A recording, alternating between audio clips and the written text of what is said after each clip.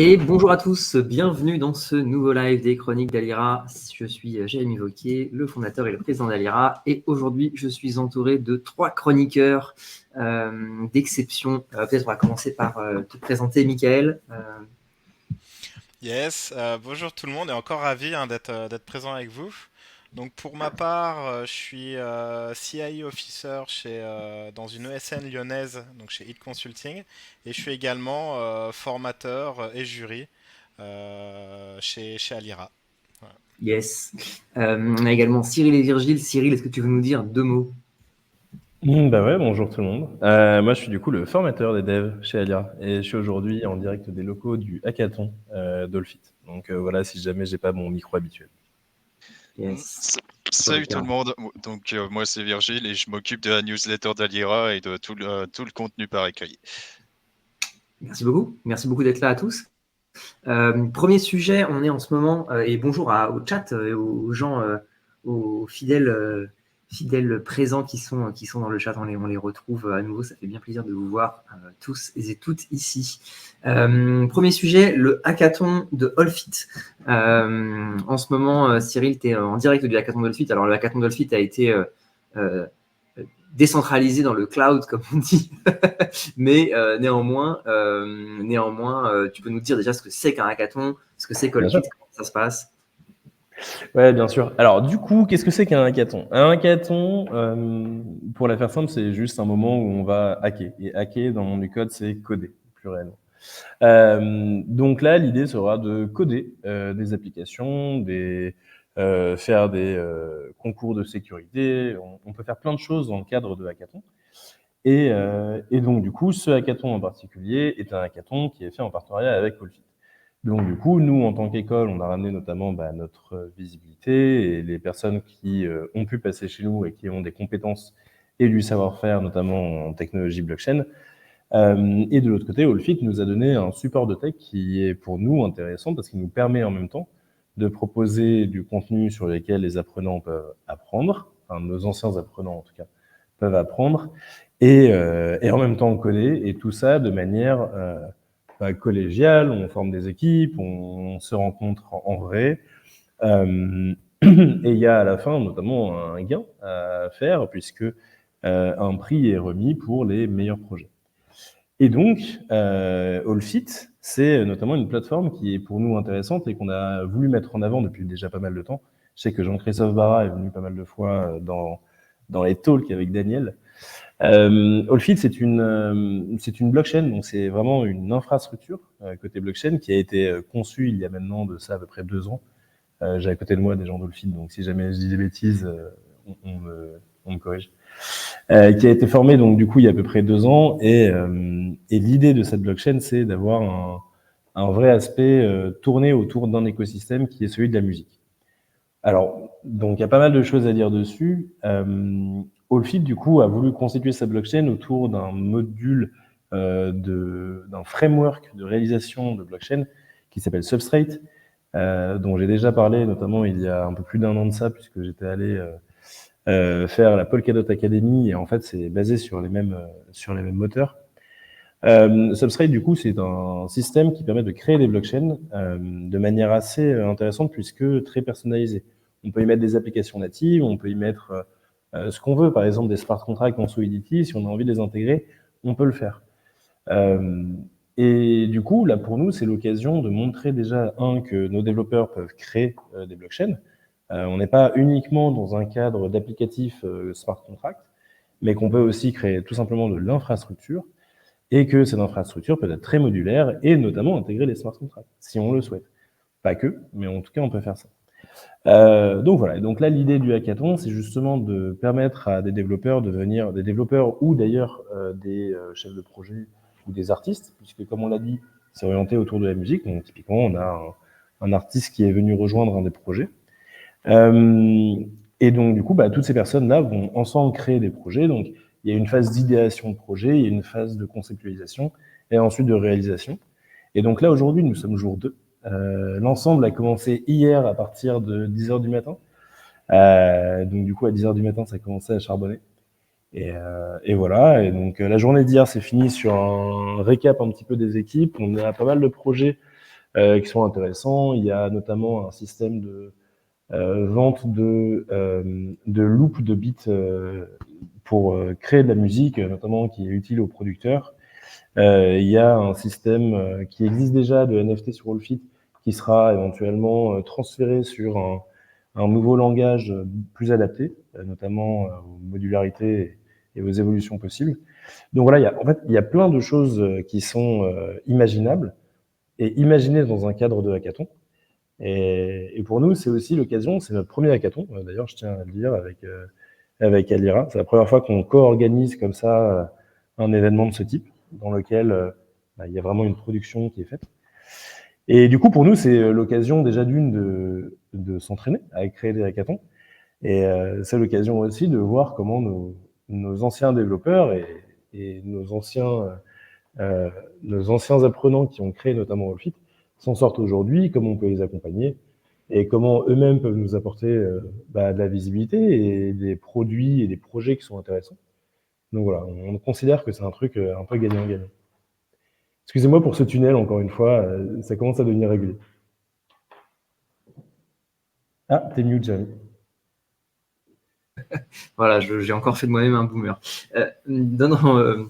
On écoute, j'allais dire presque religieusement, c'est hyper cool en tout cas de voir que les forces de Wallfit et de Alira se sont rejoints pour hacker l'écosystème de la musique. J'ai hâte, je serai sur les jurys demain. J'ai hâte de voir ce qui va en sortir et je pense qu'on fera une communication sur les réseaux sociaux un peu pour mettre en avant les meilleurs projets. T'as déjà des projets se mener la course en tête, c'est trop tôt pour le dire. La banque de bits m'intéresse de fou. C'est vraiment un truc. En fait, aujourd'hui, les droits, notamment dans les droits d'auteur dans la musique, c'est un truc un peu complexe. Et excusez-moi. Plus les sons ont tendance à être générés à partir d'autres sons, à partir d'autres samples, plus les droits d'accès sont un peu complexes. Et aujourd'hui, essayer de mettre ça dans la blockchain serait une évolution majeure, en fait, je pense.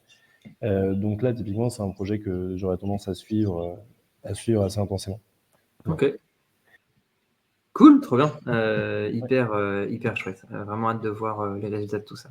D'ailleurs, juste, tu parlais sur les réseaux sociaux. Très clairement, on va faire un post demain parce que c'est trop cool. Il y aura du monde, il y aura Daniel, il y aura le jury pour faire ça. Donc ça nous ravit. Et je tiens quand même à préciser, il y a eu un post aussi hier avec un selfie. Je tiens à préciser que le selfie a été repris avec IA et que c'est pas moi qui ai des yeux bizarres, c'est l'IA qui a fait n'importe quoi de mes yeux. Voilà, ça, tu utilises l'IA à tes propres risques et périls. C'est pas moi, c'est l'équipe qui a fait n'importe quoi. Ah, c'est la faute de l'équipe. Non, mais c'est pas grave. La photo est très bien. Hein. Il y a juste des yeux qui sont pas très normaux. Mais... Ok. Je consomme de l'eau et du dev. C'est ça ce que je consomme. De l'eau et du dev. Il y a pas de questions particulières sur Wallfit sinon. Ouais, si vous avez des questions sur le chat, n'hésitez pas à nous les poser. Virgile, Mickaël, vous avez déjà participé à des hackathons dans votre parcours? Effectivement, de mon côté, depuis mes années en IUT, j'avais fait mon premier hackathon à l'IUT. On était à la Maubeuge, petite commune entre Paris et Lille, coin que je ne connaissais pas. Et effectivement, dans un gros hangar, donc c'était toutes les IUT en fait qui étaient réunies, les IUT de France, hein, donc le département informatique, qui se réunissait et sur 3 jours, on avait fait justement un hackathon. Alors on avait plusieurs sujets, hein, c'était pas qu'une seule thématique, on en avait plusieurs, mais mis dans cette ambiance un peu Red Bull, café, PC qui tourne, puis avec justement à la fin un jury, des présentations, un petit concours. Et j'ai toujours aimé ces ambiances. Alors j'en ai jamais organisé, mais effectivement j'en ai beaucoup pratiqué. Et ce que je trouve top, et parfois on perd un peu cet esprit-là dans les hackathons, où des fois c'est juste mis comme un élément de communication. Voilà, très belle photo. Euh, c'est que c'est dans l'esprit un vrai hackathon, dans le sens où on laisse quand même le temps aux équipes de réfléchir, de concevoir et de produire. et 3 jours ou 2 jours au pire. C'est vraiment top de laisser aussi ce temps. Alors ça demande de l'organisation, mais c'est vraiment top de laisser justement ce nombre de jours qui est à la fois challengeant parce que court, mais assez long pour qu'il y ait quelque chose qui soit plus qu'un PowerPoint avec 3 slides, quoi. Voilà. Donc ça, c'est vraiment top. Ok, ok, trop bien. Et de ton côté, Virgile? Alors je fais un aveu, j'ai pas encore participé, Ça viendra, t'inquiète. participé à un hackathon, enfin en tant que participant du moins, mais j'ai pu observer pas mal de fois comment ça se passait et ouais, c'est très, en fait, ça rappelle la vieille époque des LAN au cours des années 2000 où tout le monde se ramenait avec son PC et puis essayer de créer des trucs ensemble. C'est un peu le même état d'esprit ici. Après, ce qu'il faut savoir, c'est que même s'il y a énormément de devs dans ce genre dans ce genre d'événement, bon, c'est normal, c'est normal, c'est eux qui construisent. Mais il y a aussi il y a aussi plein de personnes qui sont pas spécialement qui sont pas spécialement devs et on a quand même besoin d'elles pour que le projet tienne la route. Enfin, ne serait-ce que pour créer les documentations, enfin trouver une idée de projet, comment s'organiser aussi parce que c'est un métier. Et ouais, en plus du dev, bah, on peut croiser vraiment n'importe quel profil. Donc ouais, c'est d'autant plus intéressant d'aller à ces événements pour voir comment ça se passe finalement. Tout à fait. Et d'ailleurs, je remets le commentaire, le dernier, qui parle notamment de la promo Lovelace qui est en plein hackathon. C'est vrai que quand même, dédicace à la promo qui est en cours, la promo Lovelace, qui côté blockchain est en train de finir sa formation. Les soutenants sont la semaine prochaine, donc on fera évidemment un live sur les meilleurs projets. Et donc du coup, cette semaine, ils sont en plein boom, en plein rush de développement, d'idéation, de maquette, de gestion de projet. Donc voilà, c'est aussi un plaisir que de savoir que ça c'est en route et que en fait nos apprenants travaillent toujours, que ce soit en apprentissage ou par la suite derrière dans plein de cadres différents. Évidemment dans des cadres d'entreprise, dans des cadres de hackathon. Et donc ça fait trop plaisir. Ok, trop cool. Bon, bah, hyper hâte de voir en tout cas ce qui va ressortir de ce hackathon. Et j'y serai demain, peut-être avec Daniel. Ça va dépendre de l'organisation de son après-midi, mais possiblement avec Daniel pour venir distribuer déjà des casquettes à tout le monde, puisque nous avons, je le dis, alors là, je pense que je vais avoir une file qui va se constituer devant chez moi hein, si je dis ça. Nous avons reçu de nouvelles casquettes d'Alirag. Il y a eu une réédition. On a reminté des casquettes. Donc les casquettes nouvelles ont été mintées et évidemment, j'irai en distribuer en main propre aux participants du hackathon. Et puis aux autres, et bah, dans les salons où on vous croisera. Voilà, Cyril. Course. Bah ouais, bien sûr. Évidemment. Allez, next sujet, Nvidia, avec une conférence qui a fait beaucoup parler d'elle, où Nvidia présente un peu une espèce de roadmap de ce qu'on peut imaginer pour l'IA dans les années à venir, notamment aussi en termes de hardware, de cartes graphiques. Mickaël, je crois que tu as regardé ça d'un peu près. Est-ce que tu peux nous en dire un peu plus? Effectivement, c'était un peu la grand-messe attendue de pied ferme, hein. Alors là, on va faire du spécifique IA, mais ça dépasse aussi. Il y a des interférences. Il y a des interférences. Le troll absolu. C'est pas très gentil. C'est bas. Il pousse les collègues sous le train. Il y a des photobombes qui apparaissent. Donc effectivement, la conférence, la GTC, donc de la version 2024, qui fait grand bruit sur l'IA, effectivement, parce que le matériel côté IA est souvent quelque chose qu'on n'imagine pas forcément de prime abord. C'est ce qui avait d'ailleurs, un petite histoire, provoqué ce qu'on appelle le premier hiver de l'IA. donc dans les années 80-90, parce que on manquait de matériel hein, pour faire tourner, on n'avait pas les moyens de nos ambitions. Après, ça a été la data, mais dans un premier temps, ça avait été les problèmes matériels. Et donc, Nvidia s'est positionné depuis 2000 hein, aussi sur du matériel utilisé par l'intelligence artificielle, donc les GPU, hein, les Graphics Process Units qui sont là justement à la base hein, pour supporter aussi la création graphique et jeux vidéo, et qui par une magie, mais qui n'est pas si magique que ça, est beaucoup plus performante que par exemple des CPU côté intelligence artificielle, notamment côté entraînement, et aussi lors de l'exécution. Mais on verra que pour l'exécution de l'intelligence artificielle, ce qu'on appelle l'inférence, on va voir que le GPU n'est pas forcément le plus efficace et qu'il existe et commence à exister aussi d'autres alternatives. Donc voilà, ils sont arrivés avec leurs gros sabots, avec forcément des nouvelles unités de calcul, des nouveaux GPU, des nouvelles puces, des cartes qui concentrent plusieurs puces. Hein. Ça aussi, il faut voir, c'est des espèces de cartes Graphicception, hein, avec plein de puces qui sont architecturées à la suite. Et avec justement le nom de la nouvelle architecture, donc Blackwell, qui est le nom justement de cette nouvelle architecture GPU annoncée par Nvidia. Donc voilà, ça a été énormément suivi, sachant qu'ils ont fait aussi beaucoup d'annonces qui intéressent l'IT en général.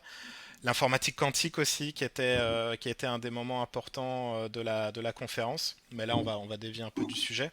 Mais voilà, pour l'IA, en tout cas, il y a eu l'annonce des GPU avec leur nouvelle architecture et le cloud computing aussi, où Nvidia continue de miser sur le cloud computing pour mettre à disposition de la capacité de calcul qu'on n'aurait pas la possibilité d'acheter ou Hmm. d'héberger chez soi ou en entreprise. Voilà. Ok. Pour toi, qu'est-ce que ça va changer dans les années à venir sur le marché de l'IA, justement, ces Bah, annonces?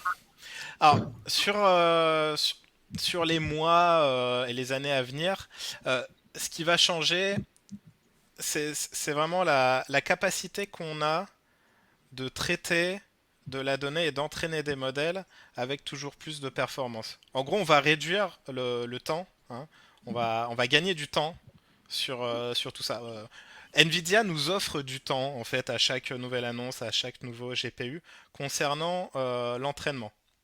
Il faut savoir que, sans rentrer dans le détail trop technique, hein, si vous en voulez plus, il faut suivre la formation IA. Hein, voilà. Donc je vais essayer de vulgariser au maximum. Il faut savoir que ce qui fait qu'un GPU est plus puissant qu'un CPU concernant l'entraînement des modèles, c'est que sous le capot, on est sur des calculs de matrices. On a des matrices qui s'additionnent, qui se multiplient, voilà. On est sur du calcul de matrices. Et les GPU, de par leur architecture, sont spécialisés justement dans la prise en compte de matrices. C'est comme ça qu'il faut voir les choses de manière très vulgarisée. Ok. Et c'est aussi ce qui se passe hein, dans les jeux vidéo sur la partie graphique. C'est des matrices qui sont multipliées. Donc c'est pour ça que le GPU est beaucoup plus puissant qu'un CPU aussi pour le jeu vidéo. Ok. Des matrices, pour ceux qui ont fait des maths, c'est les matrices, et puis pour les autres, c'est des tableaux, quoi, globalement. Ouais, c'est des tableaux avec des chiffres C'est dedans ça. à la suite. Ouais. Ok. C'est marrant de le vendre comme ça. Là. Bah, c'est simple, En vrai, c'est à peu près ça. c'est simple. Hein. Traduit, hein. Qu'est-ce qu'on s'embête hein, depuis le début. J'aimerais bien faire mes cours de maths Mais de première ouais, année. c'est ça. C'est bon, Mais vas-y, faut pas c'est un oublier que tableau. derrière, hein, c'est des milliards de transistors. Hein. Donc ils sont soit mis à la chaîne, reliés à la chaîne, soit effectivement par groupe, ce qui forme des cœurs, les fameux cœurs. On parle de cœurs côté GPU avec Nvidia, les cœurs, les CUDA, les Tensor Core. Donc ça, c'est des architectures où en fait c'est des transistors qui sont organisés de telle ou telle façon pour traiter telle ou telle information. Et là, on parle bien pour les GPU de l'entraînement. Et justement, est arrivé, depuis un petit moment, hein, la notion de LPU. Donc GPU graphique process unique. LPU c'est Language Process Unit. à chaque fois l'acronyme veut dire quelque chose, mais il y a PU à chaque fois pour process unique. C'est une architecture qui se veut différente, plus linéaire et qui permet de gérer plus efficacement ce qu'on appelle des séquences. Et quand on est sur justement du langage, hein, sur du texte par exemple, sur la compréhension du langage, la notion de séquence est primordiale, hein, des séquences de texte, par exemple, des séquences de mots, etc., etc. Donc elle est beaucoup plus performante pour exécuter, par exemple, des LLM que le sont des GPU. À titre de comparaison, un LPU donc, fait par Grok, alors à ne pas confondre avec Grok de X, qui est le LLM de Elon Musk, Twitter X, voilà. Donc le nom est le même, mais c'est un K et un Q à la fin, hein, en fonction de chaque produit. Grok a été fondé, pour vous dire, par un ancien de l'équipe qui a développé le hardware derrière AlphaGo. Hein, donc il est parti de chez eux pour fonder Grok, et justement ils ont leur matériel, hein, qui a été nouvellement annoncé, même si l'architecture ça fait un petit moment qu'elle existe. Ils ont sorti justement donc un hardware qui est capable non pas d'entraîner, mais d'exécuter énormément plus rapidement ce qui concerne l'IA générative et les LLM précisément. Donc ça, il faut faire super attention aussi quand on dit que Grok va supplanter Nvidia dans l'IA. Déjà, c'est faux, parce que côté entraînement, il n'y a rien qui est remis en cause par le hardware. L'entraînement reste à la main des GPU de par leur architecture. Et côté exécution, on parle bien des LLM spécifiquement. Donc les LLM ne représentent pas l'entièreté de l'intelligence artificielle, loin de là. Heureusement. Et heureusement. À titre de comparaison, quand cette architecture-là est capable de générer, on va dire, 100 tokens par seconde, un GPU assez classiquement utilisé dans l'intelligence artificielle de Nvidia en génère 4 ou 5. Donc on est effectivement sur des ordres de grandeur qui sont tout autres. Et on a vraiment... on pourrait imaginer, et c'est ce qui était déjà le cas avant, hein, ce qui tournait derrière AlphaGo, c'était des TPU. Hein, donc des Tensor Process Unity, Ok. pardon. Donc on est en fait sur un besoin, un type de matériel. C'est comme on a... Et la question qui se pose aussi, c'est... l'architecture des LPU ressemble beaucoup plus à l'architecture des CPU qu'aux GPU. Mais on pourrait se dire, pourquoi les CPU sont pas performants?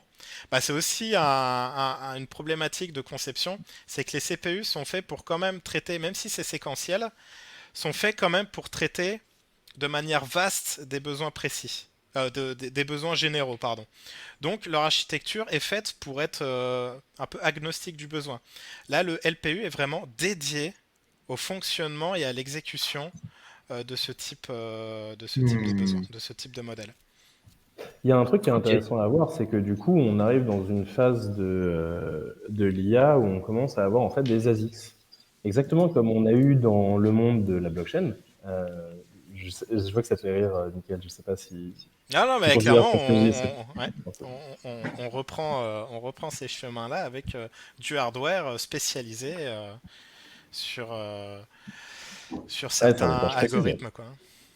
Et du coup, là, en l'occurrence, on parlait de Grok. Donc, Grok, c'est pas du tout Nvidia. Faut bien faire la différence.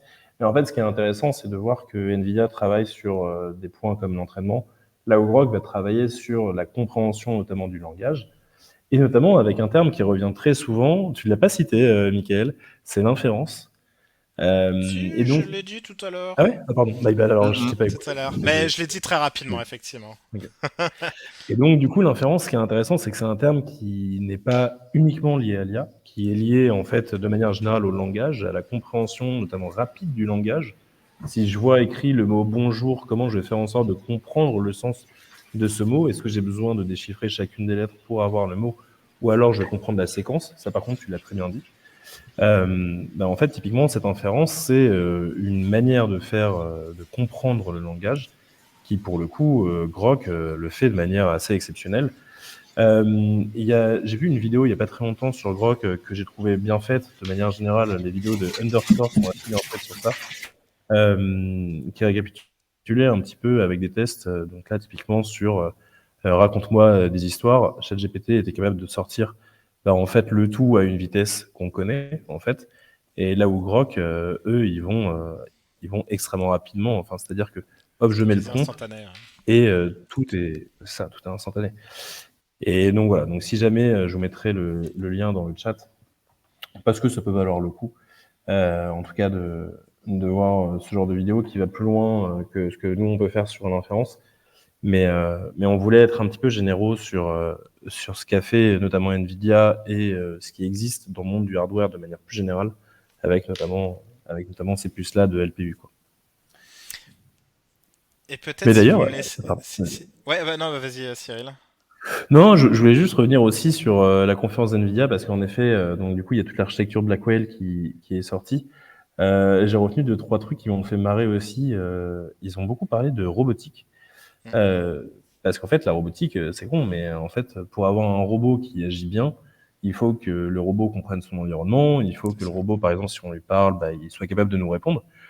Et typiquement, les applications là, des LPU telles qu'on en parlait et de l'inférence rapide, bah, en fait, c'est une grosse problématique sur la robotique. C'est comment faire en sorte que si j'ai un robot face à moi et que je lui parle, comment faire en sorte qu'il me comprenne vite, comment faire en sorte que j'ai une relation naturelle avec lui et pas une discussion qui prend 3 plombs parce que je lui parle, 15 secondes après il me répond et ce genre de choses. Bah, en fait, on a une grosse partie entre les deux. D'autant plus que Nvidia, du coup, ils ont mis au point une norme pour pouvoir faire de la robotique qui s'appelle Groot, voilà, projet Groot, qui va faire un peu marrer. Generalist Robot 00 Technology, donc ça donne Groot. Et en fait, juste leur idée, c'est de dire bon bah, en fait, on va créer un modèle et derrière, bah, ça va être action et observation avec justement ce modèle. Donc Nvidia, typiquement dans les éléments de la conférence, sont peut-être moins importants que les éléments uniquement hardware. Moi, je trouve ça extrêmement intéressant de voir que justement, comment l'IA va changer notre vie. Peut-être que c'est aussi par une avancée de la robotique, parce que en fait, à un moment, on va être beaucoup plus naturel aussi avec la technologie. Et peut-être que ce sera aussi ça le futur, l'un des futurs de l'IA. Euh, qu'on peut ou Ouais. non envisager. Hein. Ça, les robots, c'est votre problème. Je débat pas là-dessus. Et enfin, Nvidia, on en parle de plus en plus, mais c'est une société qui tend à être un peu moins connue que les autres grandes sociétés de la tech. Pour rappel, hein, je vous ai mis ici les principales capitalisations, enfin les principales valeurs, ouais, effectivement, capitalisation des différentes sociétés ou actifs dans le monde. Nvidia, c'est la quatrième entité la plus valorisée sur Terre aujourd'hui. Donc on a l'or en premier à 15 trilliards, donc c'est 1000 milliards de dollars, donc tout l'or du monde vaut 15 trilliards.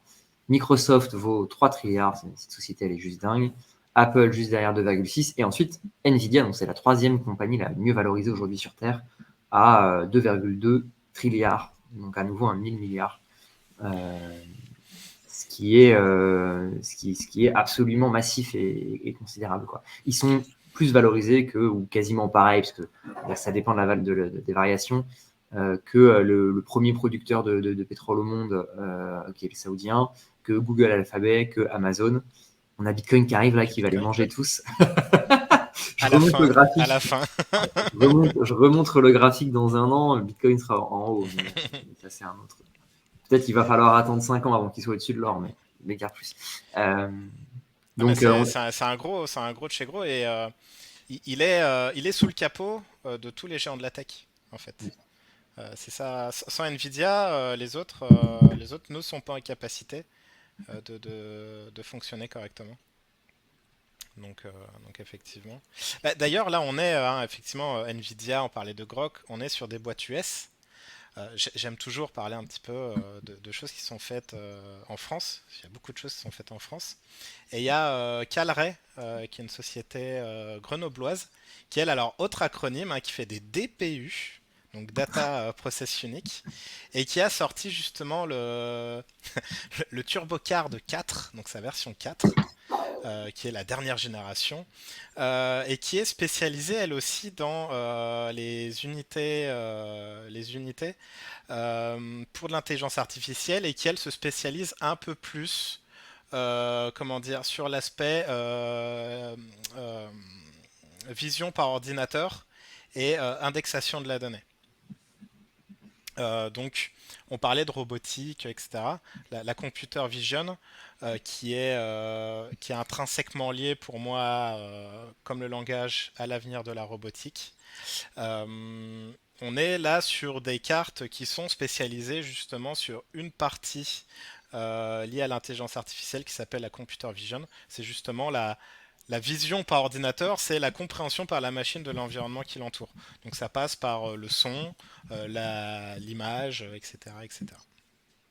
Si on parle aux IA, un réseau convolutif marche énormément mieux sur une TC4 que sur n'importe quel GPU Nvidia, et encore plus que sur les LPU parce qu'ils sont pas du tout faits pour ça. Ok, hyper cool. Et c'est grenoblois et c'est fabriqué. L'usine de fabrication est en France. Je sais plus où c'est dans le pays gascon, pas très loin de Bordeaux, au sud de Bordeaux.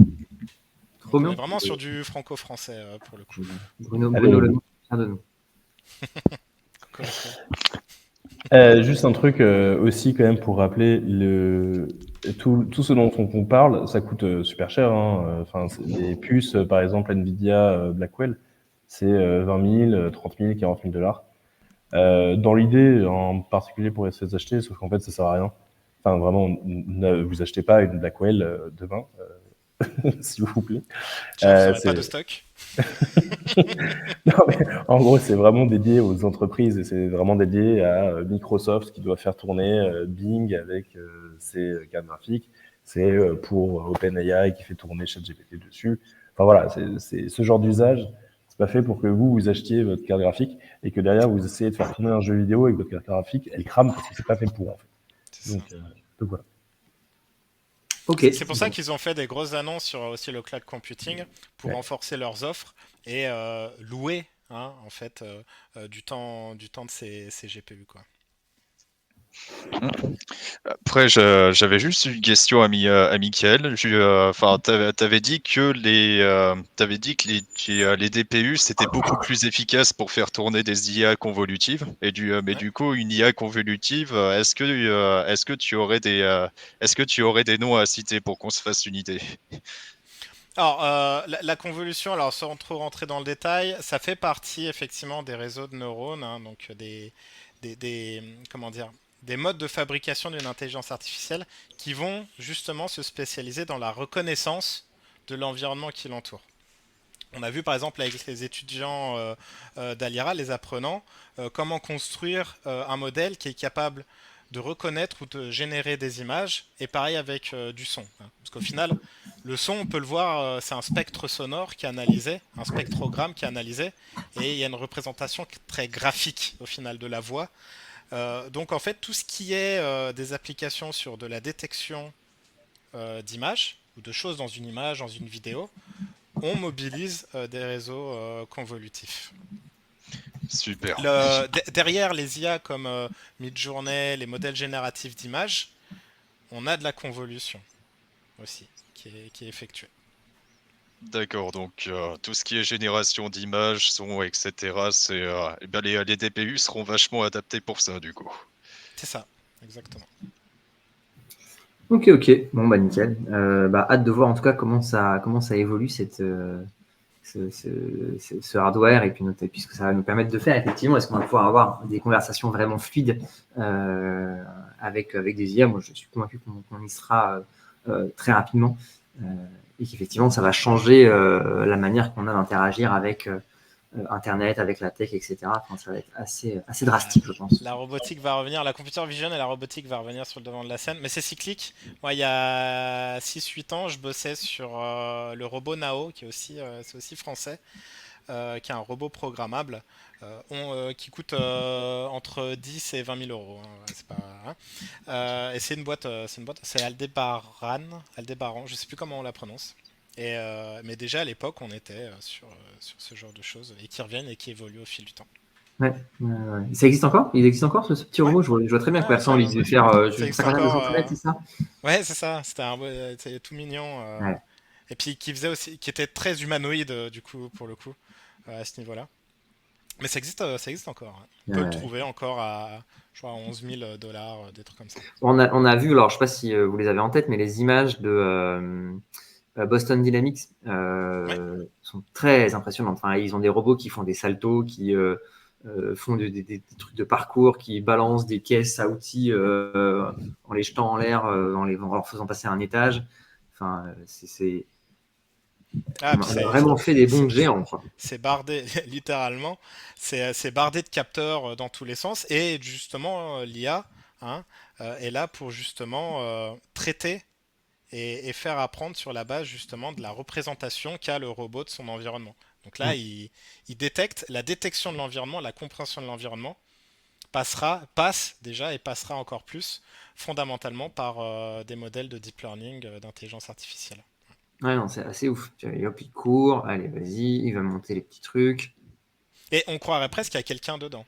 Ah ouais, C'est c'est en dingue. mode exosquelette, quoi.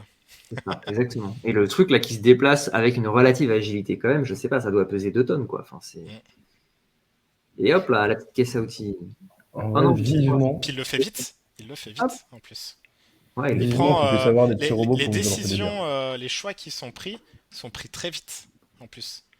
Et hop là. Il était capable de faire ça, mais à une vitesse beaucoup plus basse, en fait. Ouais. Là, il le faisait en 1 heure le parcours avant. Là, maintenant, il le fait, on l'a vu, en 1 minute, c'est plié, quoi. Ouais, Ça. C'est ça qui est impressionnant, hein. c'est vrai que 2 ans plus tôt, il y avait aussi des vidéos de Boston Dynamics, mais sauf que le robot, il se cassait la gueule C'est par ça. terre, ou alors ou alors il était en train de bugger sur place. Donc ouais, c'est ultra impressionnant. Ah non, là, Jean-Charles demande si la vidéo est truquée. Elle est pas du tout truquée, hein. C'est l'état actuel de l'art sur la robotique et du coup robotique IA parce qu'effectivement, comme l'a dit Michael, hein, toutes les décisions qui sont prises, toute l'appréhension de l'environnement, en fait, c'est géré par des réseaux de neurones, évidemment. C'est ça. Et vraiment, c'est pas du tout truqué. Je sais pas si vous en avez déjà vu des robots de Boston Dynamics, en vrai. Moi, non, jamais. Ok.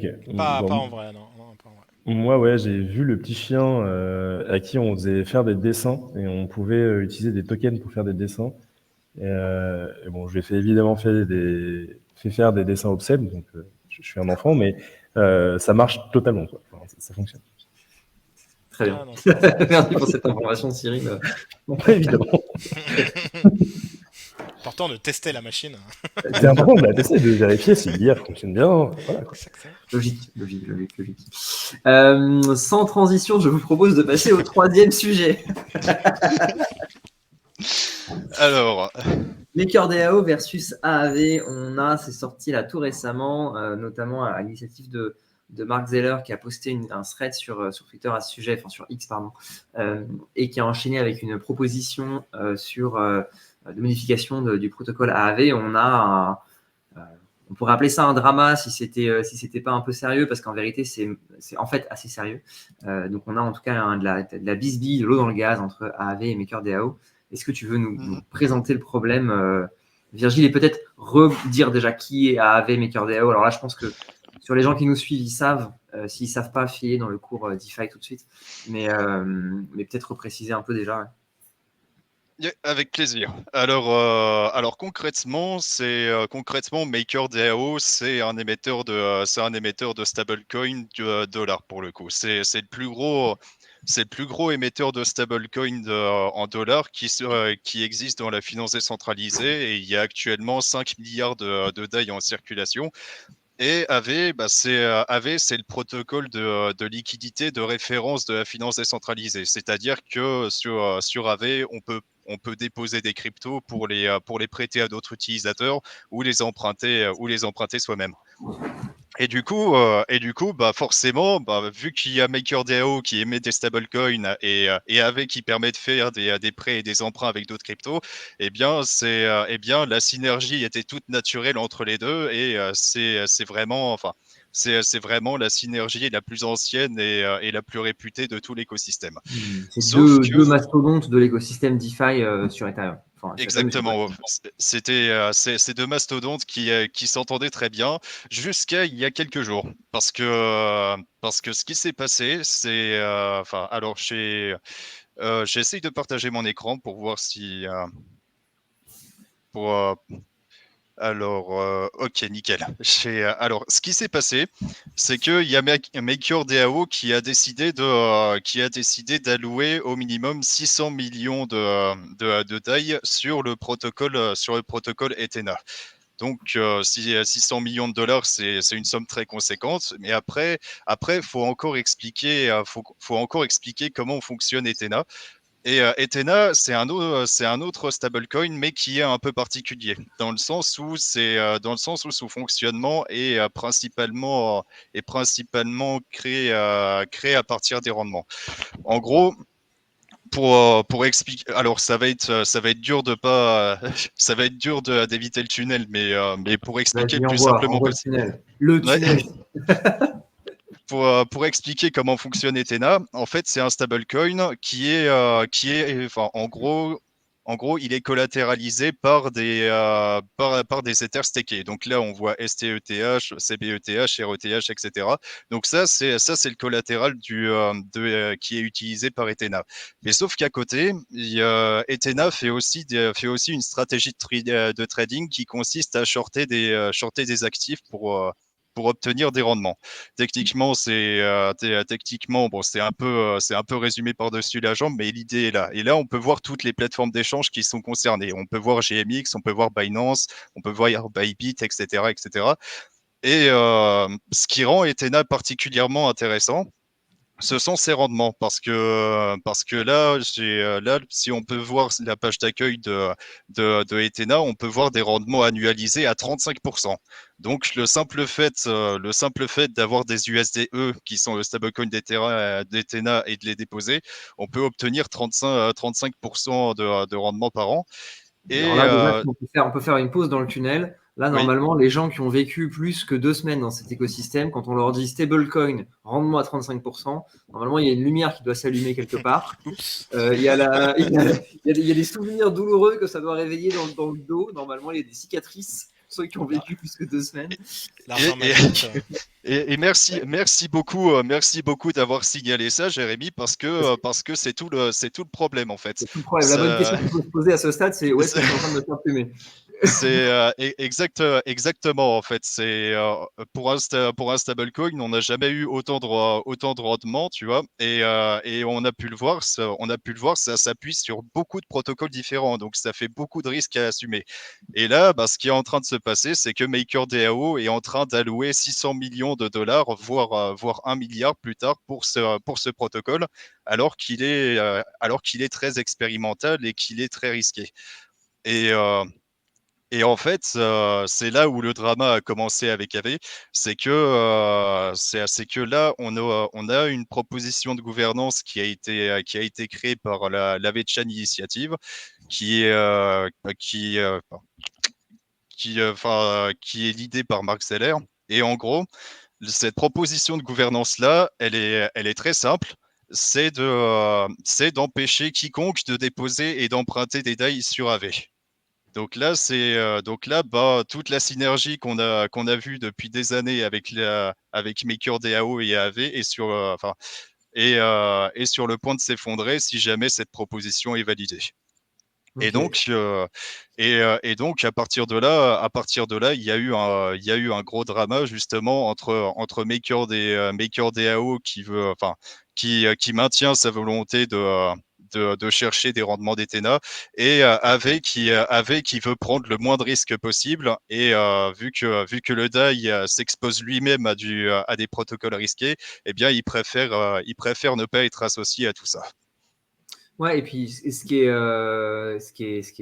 est mis de l'avant aussi dans les interventions de Marc, c'est que mon DAI prennent des risques avec leur trésor à la rigueur. Ils font ce qu'ils veulent. Le problème, c'est qu'en fait, ils ne payent pas les détenteurs du DAI et des dérivés du DAI pour le risque qu'ils prennent.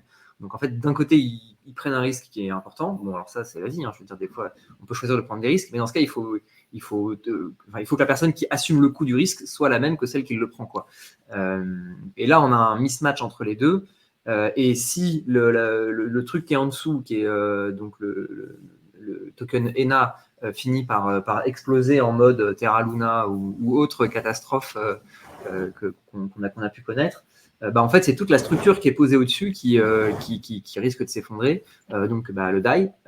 Et puis du coup, effectivement, si AAV utilise du DAI qui est supposé avoir une valeur stable face au dollar comme un collatéral dans son propre protocole, ensuite c'est AAV qui prend l'onde de choc, quoi.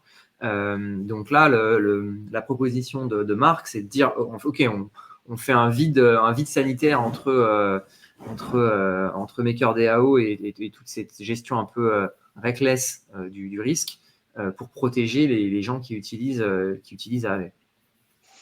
Ouais, c'est en soi sur Ethena, le collatéral c'est de l'Ether stacké en fait. C'est juste qu'il utilise des stratégies de trading pour renforcer les rendements proposés sur un stablecoin.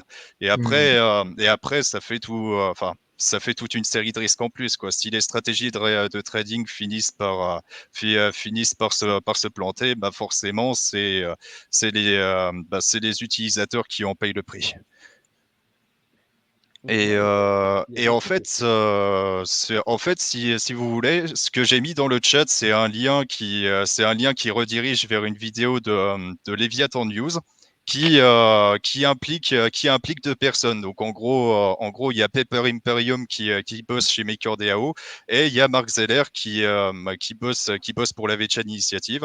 Et en gros, alors c'est une interview en anglais qui est assez technique, mais qui met le doigt sur un certain nombre de problèmes et notamment sur le fait que la position de MakerDAO vis-à-vis d'Ethena, ça inquiète la Vetchan Initiative dans le sens où on pourrait croire que la gouvernance de MakerDAO soit devenue recentralisée en quelque sorte.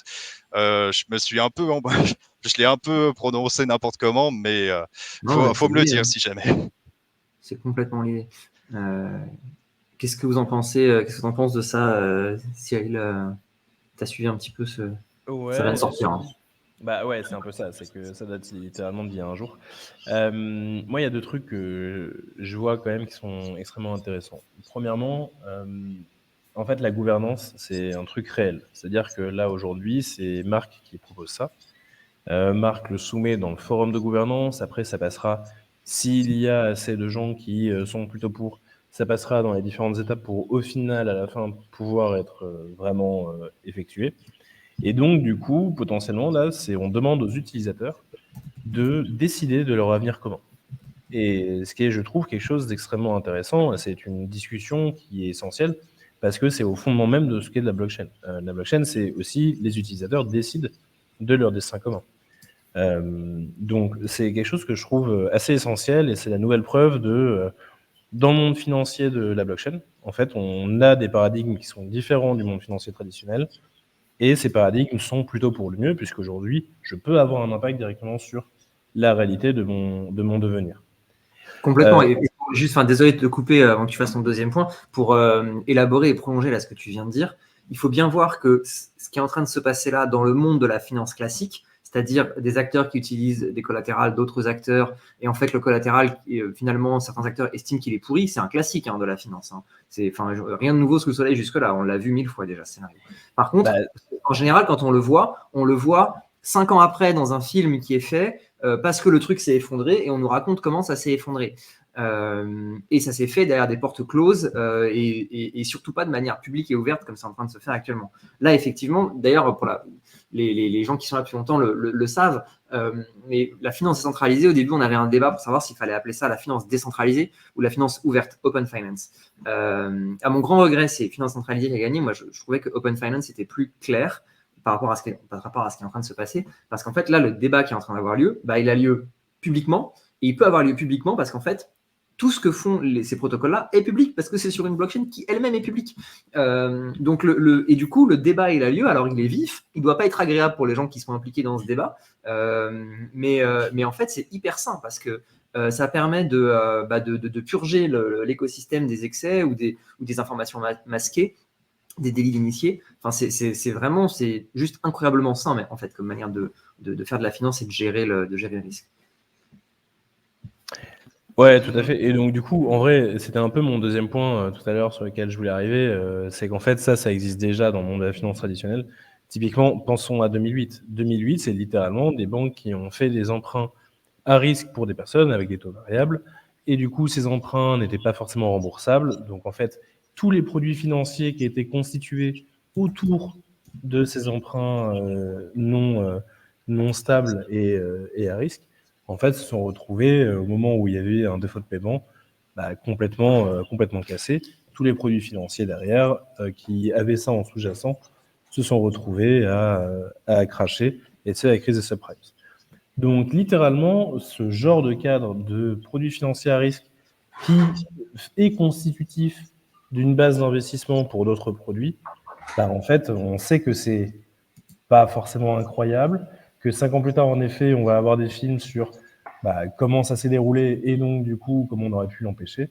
Et bien là, aujourd'hui, on a une décision d'un acteur qui est majeur, parce que c'est AAV. Il ne faut pas oublier ce que c'est aujourd'hui AAV dans le monde de la crypto et de la blockchain en général. C'est vraiment l'acteur majeur aujourd'hui du lending. Et un acteur comme ça a décidé de mettre à disposition un vote du public sur leur direction à prendre. Et je trouve ça assez fort et finalement constitutif de regarder ce que c'est que la blockchain, regarder en quoi c'est différent du monde traditionnel. Et donc, ne serait-ce que pour ça, bravo à Marc, bravo à AV de prendre en tout cas le chemin de la décentralisation et de la gouvernance. Je ne sais pas ce que ça va donner. Peut-être qu'en fait, en vrai, le système d'Ethena est très intéressant et finalement pas si risqué que ça. Mais au moins le mettre à disposition de la vie du public est quelque chose qui est, je pense, nécessaire et important. Donc voilà. Là, en gros, si on descend plus loin sur la discussion dans le forum, il y a plusieurs prestataires de la DAO d'AV, comme par exemple Token Logic, qui propose pas de qui propose de conserver la possibilité de prêter et d'emprunter des DAI, mais de réduire le taux d'exposition, parce que retirer la possibilité, ce serait beaucoup trop, ce serait un peu trop exagéré. Donc ouais, au fil de la discussion, tu peux trouver des terrains d'entente. Et ouais, et pour rebondir sur le live de Leviathan News, alors c'est vrai que AV c'est vraiment un exemple d'organisation décentralisée avec des opinions contradictoires et puis toute une diversité d'acteurs aussi qui participent au protocole. Et ce qui est inquiétant, c'est que chez MakerDAO, c'était assez décentralisé au début, mais ça se recentralise progressivement. Comme par exemple, en fait, la proposition de miser $1 milliard sur Ethena, c'est une proposition qui est venue en 2 semaines seulement. Et c'est une proposition la plus rapide à être mise en place sur le forum de gouvernance. Et il n'y a pas eu, en fait, il n'y a pas eu suffisamment de temps pour étudier le protocole et pour étudier les risques. Et ouais, ça inquiète pas mal AV, tu vois. Ok. Qu'est-ce que vous en pensez dans le chat de cette outbreak, de ce conflit entre ces deux protocoles majeurs? Effectivement, pour les gens qui ont découvert MakerDAO à travers Marc, notamment chez Alira, pour les plus OGs d'entre vous, ça a changé. Depuis, effectivement, à l'époque, AAV n'utilisait que l'Ether comme collatéral. Aujourd'hui, ça a bien changé. Ils utilisent plein d'actifs différents, dont d'autres stablecoins, comme par exemple de l'USDC. On s'en souvient, au moment du dépeg de l'USDC, le DAI avait dépeg aussi, parce qu'en fait, les pools le protocole MakerDAO est plein de USDC. Et du coup, ça avait provoqué le dépeg du DAI également. Ça n'a pas été long, ça a été 3 jours, mais ça a exposé le fait qu'effectivement, la gestion du risque du DAI avait été bien modifiée, quoi. Complètement. Aujourd'hui, donc du coup, comme tu disais, il y a l'USDC, l'USDT. En fait, le fait est qu'aujourd'hui, il y a pas mal d'acteurs qui disent, en fait, on a considéré le DAI comme étant un actif décentralisé. Aujourd'hui, c'est un actif décentralisé qui est basé sur des actifs centralisés. Donc, de quelle manière on peut toujours parler d'actifs décentralisés? Et c'est un débat ça fait peut-être 1 an maintenant aujourd'hui que ce débat a lieu. Et justement, c'est la raison pour laquelle d'autres acteurs, comme par exemple Liquity, sont arrivés pour dire non, nous, on refait le DAI à l'ancienne avec juste l'Ether pour pouvoir créer du Liquity USD, du LUSD. Donc, c'est intéressant de voir que justement, ces problématiques-là, plein de gens les voient. Évidemment, MakerDAO a un intérêt d'aller vers ça. Il y a quelqu'un qui disait c'est de l'argent gratuit. Oui, totalement. Enfin, c'est de l'argent gratuit tant que le projet fonctionne. En effet, ils vont se faire des bons bénéfices. Mais encore une fois, c'est des bénéfices qui vont pas aller complètement vers les utilisateurs du DAI. Donc c'est pas si intéressant que ça. Et puis le problème, c'est que en fait, toute la DeFi, c'est un ensemble de châteaux de cartes. Et du coup, il suffit qu'à un moment, un petit élément aussi important que le DAI commence à partir pour que tout le reste du château risque aussi. Et c'est pas mal de pouvoir mettre des briques dans un château et de pouvoir C'est ça. Et de préférence, il faut les mettre en bas. Ok, bon bah très bien. J'espère qu'on va pas refaire comme la finance traditionnelle avec beaucoup de risques comme en 2008. Je suis d'accord avec toi. En fait, le problème c'est pas le risque, parce que si tu veux prendre du risque, tu peux. Enfin, il y a aucun problème, tu vois. Le problème c'est qui assume le risque. En fait, le vrai problème c'est pas le risque. Le vrai problème c'est d'écrire safe sur un truc qui est risqué.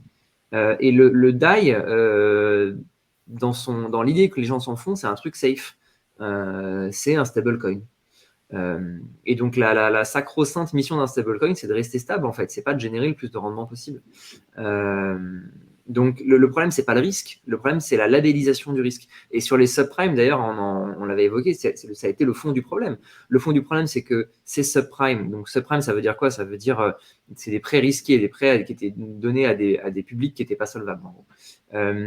Tant qu'ils étaient pricés par le marché comme étant des prêts risqués, tout va bien. On considère que c'est des prêts risqués, les gens qui les font portent leurs risques, tout va bien. Le problème, c'est qu'en fait, ils ont été mélangés dans un espèce de boulgui-boulga de produits financiers avec d'autres types de dettes qui, elles, étaient moins risquées. Et ensuite, ils ont été vendus sur les marchés à des gens qui n'étaient plus capables d'assesser correctement le risque réel qu'il y avait dans ce package. Et ils étaient d'autant moins capables d'assesser le risque réel qu'il y avait dans ce package, parce que les agences de notation, qui en fait sont payées par les mecs qui construisent ces produits financiers, avaient écrit en haut du produit financier, tout va bien, ce truc est safe, il y a de la dette de bonne qualité là-dedans. Sans voir qu'en fait, le produit était assez complexe et notamment composé de ces fameux subprimes, donc de ces fameuses dettes qui étaient, elles, très risquées. Donc le problème, c'est ça, c'est qu'en fait, du coup, les gens se représentent un actif financier comme étant ultra stable ou ultra fiable, alors qu'en fait, il ne l'est pas. Et c'est comme ça qu'on crée des accidents. Casimir sort de ce corps. Boulga a fait réagir. Ouais, c'est vrai. C'est vrai, mais après, il y a plusieurs acteurs qui, il y a plusieurs acteurs qui commencent à considérer MakerDAO comme un fonds d'investissement et c'est pas spécialement déconnant parce que depuis fin 2022 ils investissent dans des bons du Trésor américain parce que ça faisait plus de rendement que la DeFi à ce moment-là et là aujourd'hui ils maximisent les rendements avec Ethena. Donc ouais, la question mérite d'être posée. La question mérite d'être posée sur le fait de considérer MakerDAO comme un fonds d'investissement ou non. Mais la bonne nouvelle, c'est que aujourd'hui, on a toute une diversité de stablecoins qui existent et qui font certains compromis. Là, il y a quelques années, il y avait juste, enfin, si on voulait des stablecoins décentralisés, il y avait juste MakerDAO et rien d'autre. Mais aujourd'hui, il y a plus de choix. Aujourd'hui, on a du Liquidity, on a du Go, on a du CRV USD, du Grail, etc., etc. Donc voilà, faut permettre à tous les marchés d'exister et même si on traverse un gros drama, ça peut, si ça peut, ce genre de drama fait aussi de la pub aux alternatives qui existent et donc un mal pour un bien finalement. Exactement. Merci Virginie pour cette belle conclusion. Pour celles et ceux qui seraient intéressés par la recette du gougli bougla, j'arrive plus à le prononcer. Vous la trouverez tous les liens que je vous ai mis, hein. C'est la recette officielle trouvée sur le site Marmiton. Cette recette existe vraiment. Voilà, après, à consommer à vos risques et périls, comme les produits financiers titrisés des banques américaines en 2008. Ou comme les produits financiers qui sont intégrés dans MakerDAO. Bon, bah, je pense qu'on a fait le tour. Tu voulais ajouter un truc, Cyril, ou le 31, on est bon. Merci beaucoup à tous de votre participation à ces chroniques. C'est toujours aussi enrichissant et sympathique. Si vous souhaitez vous former à l'IA ou à la blockchain, le train partira le 29 avril pour la blockchain et le 13 mai pour l'IA. Donc, c'est les prochaines formations qu'on organisera en direct. Salut. C'est les prochaines formations qu'on organisera en direct avec toute la team à l'IRA. On vous retrouve jeudi prochain pour des nouvelles chroniques. Et merci à tous de nous avoir suivis. Bon appétit à ceux qui n'ont pas déjà mangé et à très bientôt. Salut. Merci, ciao, Salut. ciao. Ok.